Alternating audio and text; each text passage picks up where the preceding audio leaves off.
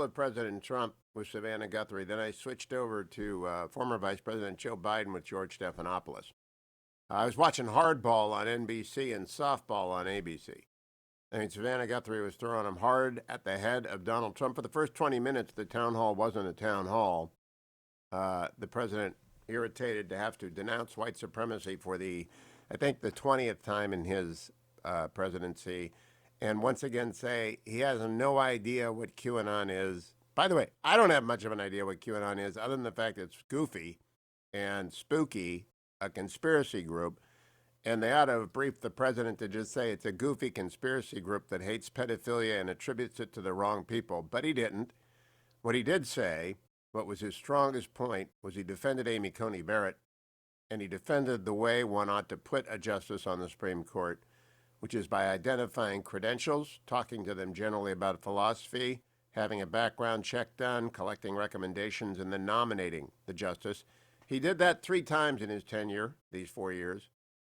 Neil Gorsuch, Brett Kavanaugh, and Amy Coney Barrett.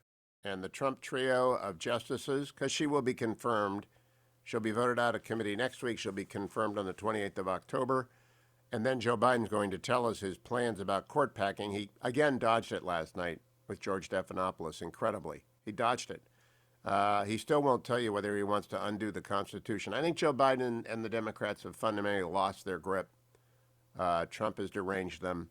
They can't say clearly no that they won't support court packing. I think court packing, which means very specifically expanding the number of Supreme Court seats, is unconstitutional. The more I think about it after the 14th Amendment and the guarantee of due process, I do believe it is unconstitutional. I know that making the District of Columbia into a state is unconstitutional, and I believe the 14th Amendment, though it passed in 1868, was ratified in 1868, and the last time the court was changed in 1869, I believe the rule of law is such that due process requires the Supreme Court not be subject to radical changes on a political basis, or we lose what law means. And we'll have that conversation if the Democrats are ever stupid enough to advance it as an argument. No one really has. They've said, they've nodded to their hard left wing and said, we might think about that. We might think about the filibuster going away in the Senate. Nothing I can do about the filibuster in the Senate. Harry Reid changed it for senators, for nominations for senators, and as a result, there are these 3 justices that are great, and 53 appeals court judges. Soon there will be another one. I think that will be nominated.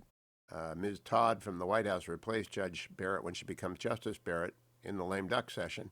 However, I went last night and I heard Joe Biden talk again about court packing. I want you to hear it. This is Joe Biden getting a softball from George Stephanopoulos last night, cut number 23. Here's what you said exactly 1 year ago tonight at a Democratic debate. You said, I would not get into court packing. I would not pack the court.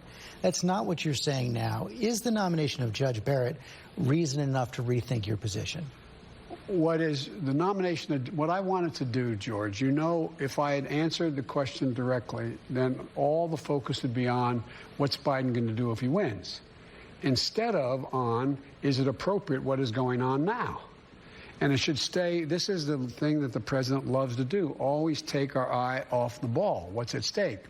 One of the things Pete has suggested is, and there's a number of constitutional scholars have suggested as well, that there are at least 4 or 5 options that are available to determine whether or not you can change the way in which the court lifetime appointment takes place, consistent, arguably, with the Constitution. I have not been a fan of court packing because I think it just generates what will happen. Whoever wins, it just keeps moving in a way that is inconsistent with what is going to be manageable. So you're still not a fan? Well, I'm not a fan. I then say it depends on how this turns out.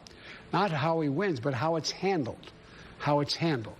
But there's a number of things that are going to be coming up, and there's going to be a lot of discussion about other alternatives as well. What does that mean, how it's handled? How will that determine for example, if there's actually real live debate on the floor if people are really going to be able to have a time to go through this.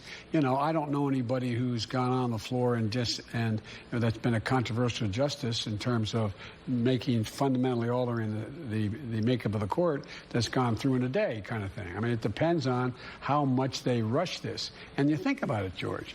Here you got a lot of people not being able to pay their mortgage, not being able to put food on the table, not being able to keep their business open, not being able to do anything to deal with what's going on in terms of the economy as a consequence of COVID, and they have no time to deal with that, but they have time to rush this through. Well, right now, it looks like they're going to have a vote around Halloween. So if they vote on it before the election, you are open to expanding the court? I'm open to considering what happens from that point on. You know, you said so many times during the campaign, all through the course of your career, it's important to level with the American It is, but George, people. if I say, no matter what answer I gave you, if I say it, that's the headline tomorrow. It won't be about what's going on now, the improper way they're proceeding. But don't voters have a right to know where you stand? They do have a right to know where they stand, and they'll have a right to know where I stand before they vote. So you'll come out with a clear position before Election Day? Yes, depending on how they handle this. But look, what you should do is you got to make sure you vote. And vote for a senator Stop right there. who, in fact, He didn't answer it. reflects. People are voting now. I've already voted. He makes that point repeatedly. If George had been a real moderator, he would have pointed out, Mr. President, Mr. Vice President, you always say people are already voting. So why don't those people deserve an answer right now? The answer is he doesn't want to answer it because it's radical. He's going to say yes, and he's going to fundamentally change the United States. Court packing is an assault on everything. And you just understand, the radical left got Joe Biden to sign on to court packing. I don't know if there will be enough senators. We've got to hold the Republican Senate against the possibility that Joe Biden wins. I think it's a neck and neck. 3 new polls came out this morning which tell you that. They're all North Carolina. In North Carolina, it is a tie between Biden and Trump, according to Emerson. In North Carolina, Cal Cunningham is allegedly 1 point ahead of Tom Tillis. I don't believe that after Cal Cunningham cheated on his wife and it has become a national news story and everyone in North Carolina knows about it. I don't believe that. I believe Tom Tillis is going to win. And it shows the governor up 4, the Democratic governor up 4 over the Republican governor.